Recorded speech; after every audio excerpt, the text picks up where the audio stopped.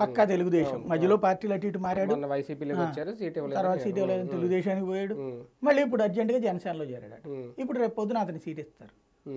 అమలాపురంలో వచ్చి ఇప్పుడు మీరు అన్నారు ఇందాక అమలాపురం అనౌన్స్ చేశారు, వాళ్ళు అనౌన్స్ చేయలేదట, ఎవరో ఫోన్ చేశారు, వీళ్ళు సంబరాలు చేసేసుకున్నారు, వచ్చేసేసి పొద్దున్నే అబ్బాయి మాకేం అనౌన్స్ చేయలేదని చెప్పారు. విషయం ఏంటి, అక్కడ బాలయోగి కొడుకుని మొన్నే పవన్ కళ్యాణ్ పిలిచి చేర్చుకున్నాడు. ఇప్పుడు బాలయోగి కొడుకు అక్కడ ఇచ్చేందుకు సిద్ధపడుతున్నట్టుంది, అంటే తెలుగుదేశం మనిషి జనసేనలోకి చేర్చుకుని ఏంటి ఇంకా అప్పుడు బేసిక్గా.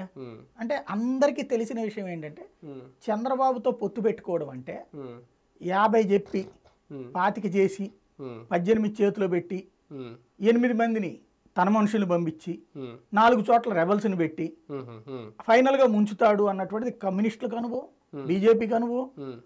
ఇంతమంది అనుభవం ఉన్నా ఆ మొక్కనే ఒత్తుకుంటున్నా, అబ్బే అసలు చంద్రబాబు వెనకాల మనం నడవడం ఏంటి, ఆయన పక్కన నడుస్తున్నాడు, మన పక్కన నడుస్తున్నాడు, ఆయన కష్టాల్లో ఉన్నప్పుడు మనం ఆదుకున్నామని పవన్ కళ్యాణ్ చెప్తున్నాడు. కానీ చంద్రబాబు ఒక్కరోజన్నా నేను కష్టాల్లో ఉన్నప్పుడు వచ్చి పవన్ కళ్యాణ్ ఆదుకున్నాడు అందుకున్నాడు అని చెప్పాడా? ఒక్కరోజు ఆయన తెలుగుదేశం కష్టాల్లో ఉంటే కాపాడాడు అని ఒక్కరోజు మాట్లాడా?